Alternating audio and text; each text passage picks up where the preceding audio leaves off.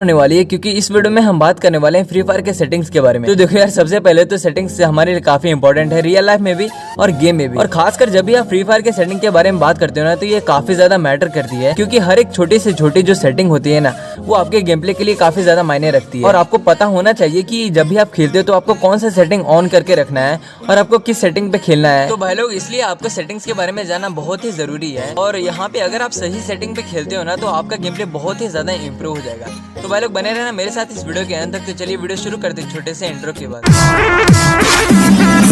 तो भाई लोग, सबसे पहले आपको सेटिंग्स में सेंसिटिव, यहाँ पे आपको सारे के सारे सेंसिटिविटी ऑप्शन को 100 पे रख देना है, क्योंकि जब आप सभी के सभी को 100 पे रखते हो ना, तो आपका गेम प्ले, यहाँ पे आपको सारे के सारे सेंसिटिविटी ऑप्शन को 100 पे रख देना है, क्योंकि जब आप सभी के सभी को 100 पे रखते हो ना, तो आपका गेम प्ले बहुत ही स्मूथ होता है और आपका फोन लैग नहीं होता है। तो इसलिए आपको 100 पे ही रखना है अगर आपका फोन लो एंड डिवाइस का है। और अगर आपका फोन थोड़ा हाई डिवाइस का है, जैसे कि 8 GB रैम हो गया, 12 GB रैम का, तो यहाँ पर आप अपने फोन के हिसाब से इस सेंसिटिविटी को रख सकते हो। देखो यार, मेरा फोन भले ही 8 GB का है, लेकिन मैं फिर भी सभी के सभी को 100 के आसपास से यूज करता हूँ। मैं सिर्फ रेड डॉट को 93 या 94 के आसपास रखता हूँ, ताकि मेरा फोन लैग ना करे। सेंसिटिविटी को सेट करने के बाद आपको कंट्रोल्स में चले जाना है, और वहाँ पे आपको सबसे पहला मिलेगा एम प्रिसीजन। तो वहाँ पे आपको 3 ऑप्शंस मिलेंगे। वहाँ पे मिलेगा डिफॉल्ट, प्रिसीजन, स्कोप और फुल कंट्रोल। तो डिफॉल्ट में आपका एम रेड हो जाता है जैसे आपका एम एनिमी पे जाता है, तो उससे आपको मारने में बहुत ज़्यादा इजी हो जाता है और ये आपके लिए सबसे बेस्ट है। और प्रिसीजन स्कोप में जब भी आपका एनिमी आपसे फार होता है ना, दूरी में होता है, तो वहाँ पे आपका एम रेड नहीं होता है।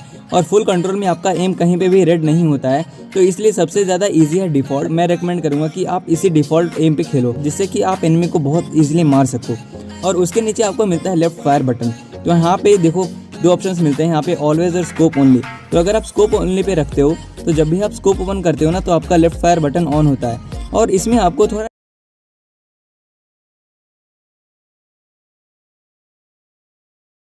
कि जब आप सभी के सभी को 100 पे रखते हो ना, तो आपका गेम प्ले बहुत ही स्मूथ होता है और आपका फोन लैग नहीं होता है। तो इसलिए आपको 100 पे ही रखना है अगर आपका फोन लो एंड डिवाइस का है। और अगर आपका फोन थोड़ा हाई डिवाइस का है, जैसे कि 8 GB रैम हो गया, 12 GB रैम का, तो यहाँ पर आप अपने फोन के हिसाब से इस सेंसिटिविटी को रख सकते हो। देखो यार, मेरा फोन भले ही 8 GB का है, लेकिन मैं फिर भी सभी के सभी को 100 के आसपास से यूज करता हूँ। मैं सिर्फ रेड डॉट को 93 या 94 के आसपास रखता हूँ, ताकि मेरा फोन लैग ना करे। सेंसिटिविटी को सेट करने के बाद आपको कंट्रोल्स में चले जाना है, और वहाँ पे आपको सबसे पहला मिलेगा एम प्रिसीजन। तो वहाँ पे आपको 3 ऑप्शंस मिलेंगे। वहाँ पे मिलेगा डिफॉल्ट, प्रिसीजन, स्कोप और फुल कंट्रोल। तो डिफॉल्ट में आपका एम रेड हो जाता है जैसे आपका एम एनिमी पे जाता है, तो उससे आपको मारने में बहुत ज़्यादा इजी हो जाता है और ये आपके लिए सबसे बेस्ट है। और प्रिसीजन स्कोप में जब भी आपका एनिमी आपसे फार होता है ना, दूरी में होता है, तो वहाँ पे आपका एम रेड नहीं होता है। और फुल कंट्रोल में आपका एम कहीं पे भी रेड नहीं होता है, तो इसलिए सबसे ज़्यादा इजी है डिफ़ॉल्ट। मैं रेकमेंड करूँगा कि आप इसी डिफ़ॉल्ट एम पे खेलो, जिससे कि आप एनिमी को बहुत ईजिली मार सको। और उसके नीचे आपको मिलता है लेफ्ट फायर बटन। तो यहाँ पे देखो 2 ऑप्शंस मिलते हैं यहाँ पे, ऑलवेज और स्कोप ओनली। तो अगर आप स्कोप ओनली पे रखते हो, तो जब भी आप स्कोप ओपन करते हो ना, तो आपका लेफ्ट फायर बटन ऑन होता है। और इसमें आपको थोड़ा डिसएडवांटेज होता है जब आप स्कोप ओनली रखते हो ना, जैसे कि यहाँ पे देखो मैं मार रहा हूँ, अगर मैं मार्क्समैन राइफल यूज़ कर रहा हूँ ना, जैसे SKS वुडपेकर, तो यहाँ पे मेरे को बहुत दिक्कत होती है एनिमी को मारने में। इसमें अगर आप scope in scope out use करते हो ना, तो आप एनिमी को बहुत जल्दी मार देते हो। और यहाँ पे देखो मुझे बहुत सारा दिक्कत हो रहा है खेलने में, अगर मैं लेफ्ट फायर बटन को ऑलवेज पे सेट नहीं करता हूँ तो। और वहीं पे अगर मैं लेफ्ट फायर बटन को ऑलवेज पे सेट कर देता हूँ, तो यहाँ पे मैं बहुत ईजिली अपने एम को कनेक्ट कर पाता हूँ एनिमी पे, और उसे मैं काफ़ी इजीली ख़त्म कर देता हूँ। और यहाँ पे आप देख सकते हो कि मेरी एक्यूरेसी भी काफ़ी ज़्यादा तेज हो जाती है एनिमी को मारते वक्त, और मैं एनिमी को बहुत इजीली ख़त्म कर देता हूँ। और अगर आप स्कोप इन स्कोप आउट को अच्छी तरह से सीख लेते हो ना ट्रेनिंग ग्राउंड में, तो ये आपके लिए काफ़ी ईजी हो जाता है और आप बहुत अच्छे से ये सब मार्क्समैन राइफल चला सकते हो। और भाई लोग, मार्क्समैन राइफल का यूज करने का ना एक और फायदा ये है कि आप किसी भी एनिमी को 3 गोली में इजीली खत्म कर सकते हो। यहाँ पे आपको उसके बाद मिलता है क्विक वेपन स्विच का ऑप्शन। तो यहाँ पे अगर आप उसे ऑफ कर देते हो ना, तो यहाँ पे आपको एडिशनल बटन नहीं मिलता है। और अगर आप यहाँ पे क्विक वेपन स्विच को यूज नहीं करते हो ना, तो आपको वन टैप मारने में थोड़ी दिक्कत हो सकती है। और उसके साथ साथ अगर आप स्नाइपर प्लेयर हो ना, तो यहाँ पे आपको क्विक वेपन स्विच यूज करना ही चाहिए, क्योंकि इससे आप बहुत इजीली अपने वेपन को स्विच कर सकते हो और यहाँ पे काफी इजीली वन टैप भी मार सकते हो किसी भी शॉटगन से। यहाँ मैंने अपने उस सेटिंग को ऑन कर दिया है और यहाँ पे मेरे को एक एडिशनल बटन मिल गया है। तो यहाँ पे उसके बाद अभी देखो मैं यहाँ पे ट्रेनिंग ग्राउंड में आ गया हूँ और मेरे पास यहाँ पे स्पास 12 है, और यहाँ पे देखो मैं कितना इजीली वन टैप मार रहा हूँ। तो यहाँ पे अगर आप क्विक वेपन स्विच का बटन यूज करते हो ना, तो आपके लिए काफी ईजी हो जाता है और आपका वन टैप भी काफी इजीली लग जाता है। और आप इसे स्नैपर पे भी यूज कर सकते हो। और एक और चीज, अगर आप इस बटन को यूज करते हो ना तो आपका मूवमेंट स्पीड भी काफी ज्यादा बढ़ जाता है। तो अगर आप शॉटगन यूज कर रहे हो ना तो उस टाइम पे आपका मूवमेंट स्पीड कम हो जाता है। और अगर आप वहाँ पे उस बटन पे टैप करते हो ना तो जिससे कि आपका मूवमेंट स्पीड बहुत ज्यादा बढ़ जाता है और आप एनिमी को आराम से कंफ्यूज करके फिर से उसे वन टैप से मार सकते हो। यहाँ पे आपको अगला ऑप्शन मिलता है क्विक रिलोड का, तो आपको इस ऑप्शन को भी ऑन कर देना है। अगर आप ऑन करते हो ना तो आपकी गन बहुत जल्दी रिलोड हो जाती है। यहाँ पे देखो आपको अगला ऑप्शन मिलता है होल्ड फायर टू स्कोप। यहाँ पे सबसे पहले मैं आपको इस सेटिंग को ऑफ करके बताता हूँ कि ये बेसिकली है क्या। अगर आप होल्ड फायर टू स्कोप को ऑफ कर देते हो ना और जब आप स्नाइपर चलाते हो तो एक तो जब फायर करते हो तो आपका स्कोप ओपन नहीं होता है, और एक और डिसएडवांटेज ये है कि जब भी आप फायर करते हो ना तो आपका हर एक गोली के बाद आपका गन रिलोड पे आ जाता है, जिससे कि स्नाइपर चलाते वक्त आपको बहुत ज्यादा प्रॉब्लम होता है। तो इसलिए आपको इस ऑप्शन को हमेशा ऑन रखना है। तो यहाँ पे देखो जब मैंने इस ऑप्शन को ऑन किया है ना, अभी मैंने इस ऑप्शन को ऑन कर दिया है और यहाँ पे देखो मैं कितना इजीली स्नाइपर चला रहा हूँ। इवन तो मैं एक स्नाइपर प्लेयर नहीं हूँ लेकिन फिर भी मैं स्नाइपर को कितना इजीली मक्खन की तरह यूज कर रहा हूँ। तो आपको भी इस सेटिंग को ऑन कर देना है। और यहाँ पे देखो स्नाइपर चलाते वक्त ना आपका जो क्विक वेपन स्विच का बटन है ना वो भी काफी काम आता है, और यहाँ पे मैं उसी बटन को यूज करता हूँ जब भी मैं स्नाइपर चलाता हूँ। इसके नीचे आपको जो सेटिंग मिलता है वो है ग्रेनेड स्लॉट का। तो यहाँ पे अगेन आपको दो ऑप्शंस मिलते हैं, एक तो सिंगल स्लॉट और एक आपको मिलता है डबल स्लॉट का। तो यहाँ पे देखो सिंगल स्लॉट में आपको ग्रेनेड और ग्लूवाल एक ही स्लॉट में मिलती है, और मैं इसी को यूज करता हूँ क्योंकि मेरी हैबिट यहीं पे है, मेरी बहुत ज्यादा प्रैक्टिस इसी पे हो चुकी है। और दूसरा जब सेटिंग है ना वो है डबल स्लॉट। तो इसमें होता क्या है कि आपका ग्रेनेड अलग से होता है और आपका ग्लूवाल अलग से होता है। तो यहाँ पे अगर आप स्टार्टिंग से हैबिट बना लेते हो इस सेटिंग पे खेलने के लिए तो ये आपको काफी ज्यादा मदद करता है। और अगर आप स्टार्टिंग से सिंगल स्लॉट पे खेल रहे हो ना तो आप यहाँ पे सिंगल स्लॉट पे ही खेलो क्योंकि आप कंफ्यूज हो जाओगे। उसके नीचे जो आपका ऑप्शन मिलता है ना वो है व्हीकल कंट्रोल का। तो यहाँ पे आपको दो ऑप्शन मिलते हैं, एक तो 2 हैंडेड है और एक है 1 हैंडेड। तो यहाँ पे मैं हमेशा से 2 हैंडेड ही यूज करता हूँ क्योंकि इसी पे मेरी प्रैक्टिस है और ये मेरी हैबिट बन चुकी है। और यहाँ पे 2 हैंडेड से व्हीकल को कंट्रोल करना बहुत ही इजी हो जाता है क्योंकि यहाँ पे आपको 2 फिंगर से कंट्रोल करना होता है यार व्हीकल को। तो ऑब्वियसली यार ये काफी इजी हो जाता है। और वहीं अगर आप इस ऑप्शन को ऑफ करके 1 हैंडेड को ऑन करते हो ना, यहाँ पे जितने भी बटन्स होते हैं ना व्हीकल कंट्रोल का सारे के सारे हट जाते हैं और यहाँ पे आपको व्हीकल को कंट्रोल करना है सिर्फ जॉयस्टिक से। तो यहाँ पे देखो थोड़ी आपको दिक्कत हो सकती है, लेकिन अगर आप इस पे प्रैक्टिस करते हो ना तो फिर आपको यहाँ पे नॉर्मल सा लगेगा।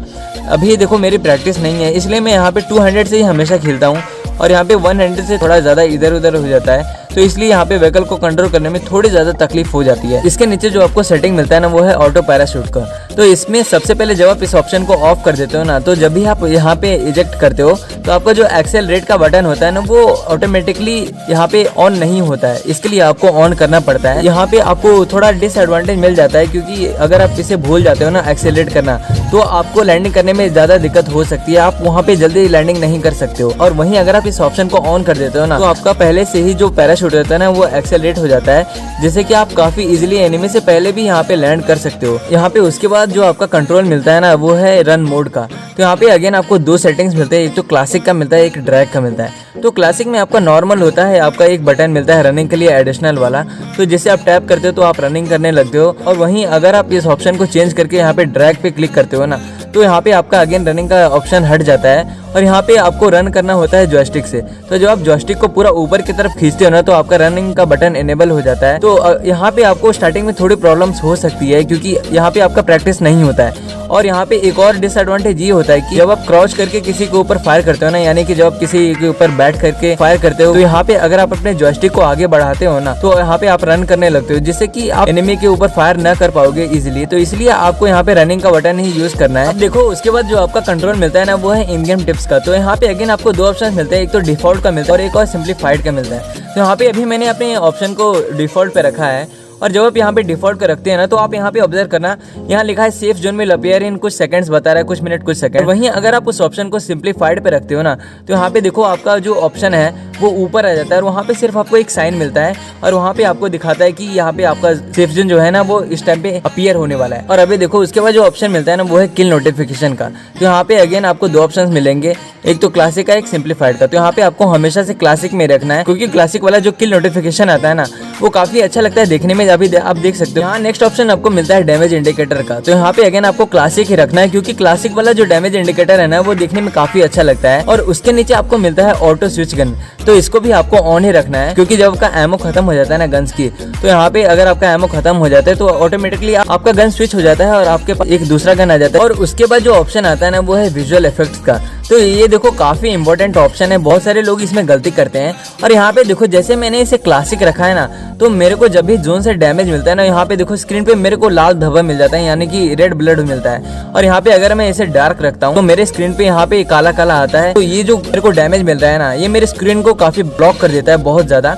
और अगर सामने एनिमी है ना तो आप उसे इजीली नहीं मार सकते हो, यहाँ पे ये आपके स्क्रीन को ब्लॉक कर देगा और आपको एक अच्छा सा व्यू नहीं मिल पाएगा। इसलिए आपने नोटिस किया होगा कि जब भी मैं जोन के बाहर भी होता है ना, तो मेरे को कोई भी डैमेज पड़ता है तो यहाँ पे मेरा स्क्रीन पे कुछ नहीं आता है। तो यहाँ पे मैं उस टाइम सेटिंग रखता हूँ नो ब्लड का। तो यहाँ पे अगर आप नो ब्लड को रखते हो ना तो आपका स्क्रीन पूरा क्लियर रखता है। और यहाँ पे अगर सामने एनिमी होता है ना तो आप उसे काफी इजिली फाइट ले सकते हो और आप उसे खत्म कर सकते हो। इसके बाद वाला जो ऑप्शन है ना वो है फ्री लुक का। तो देखो ये बहुत ही इंपॉर्टेंट सेटिंग है। अगर आप फ्री लुक को ऑफ कर देते हो ना, तो अगर आपके पीछे कोई एनिमी है तो आपको उसे देखने के लिए पूरा टर्न करना पड़ेगा। लेकिन अगर आप उस फ्री लुक ऑप्शन को ऑन कर देते हो ना, तो वहाँ पे आप उस बटन को यूज करके आराम से पीछे भी देख सकते हो और आप अपने चारों ओर भी देख सकते हो कि कहाँ पे बंदा है। और उस टाइम पे आप सीधे भागते भी रहोगे और एनिमी को भी स्पॉट कर पाओगे। तो ये आपके लिए काफी अच्छा ऑप्शन दिया है फ्री फायर ने और आपको इसे यूज करना होगा। और उसके नीचे आपको हिट मार्कर का ऑप्शन मिलता है, तो इसमें भी आपको क्लासिक ही रखना है। और उसके नीचे आपको टीममेट इन्फो मिलता है, तो यहाँ पे आप किसी भी ऑप्शन को यूज कर सकते हो। मैं यहाँ पे अभी ट्रांसल्यूसेंट यूज करता हूँ। देखो कंट्रोल्स में पूरा सेटिंग करने के बाद आपको जाना है ऑटो पिकअप में। और ऑटो पिकअप में ना आपको सारे ऑप्शंस को ऑन कर देना है, सिर्फ एक ऑप्शन को छोड़कर, वो है स्पेशल इक्विपमेंट्स का। और जब भी आप उन सारे ऑप्शंस को ऑन कर देते हो ना, तो जब भी आप किसी आइटम को पिकअप करते हो ना, तो आपका जो स्पीड है ना वो काफी ज्यादा बढ़ जाता है। और ये काफी ज्यादा मैटर करती है। आप फटाक से लूट कर पाओगे एनिमी से पहले और आप उसे आराम से फाइट लेके उसे मार भी पाओगे। और यहाँ पे ऑटो पिकअप के बाद आपको जाना है डिस्प्ले के सेटिंग। और देखो यार, अगर आपका फोन लो एंड डिवाइस का है ना, तो आपको हमेशा से स्मूथ पे या फिर स्टैंडर्ड पे खेलना है। अगर आप अल्ट्रा पे खेलते हो ना तो आपका फोन लैग करेगा। अभी देखो मेरा फोन थोड़ा हाई रैम का है, तो यहाँ पे मैं अल्ट्रा पे खेलता हूँ। और मेरे को वीडियो भी बनानी होती है ना, तो हाई क्वालिटी के लिए मैं अल्ट्रा पे खेलता हूँ। तो भाई लोग बस आज के लिए इतना ही। उम्मीद करता हूँ वीडियो आपको काफी पसंद आएगा। अगर ये वीडियो आपको अच्छा लगा हो तो इसे एक लाइक जरूर कर देना। और अगर आप हमारे चैनल पे नए हैं तो इसे सब्सक्राइब कर देना। और अगर आप मेरे से कुछ पूछना चाहते हो ना, तो आप मुझे इंस्टाग्राम पे DM कर देना और वहाँ पे मेरे को फॉलो भी कर लेना। तो भाई लोग तब तक के लिए बाय बाय, मिलते हैं एक और वीडियो में।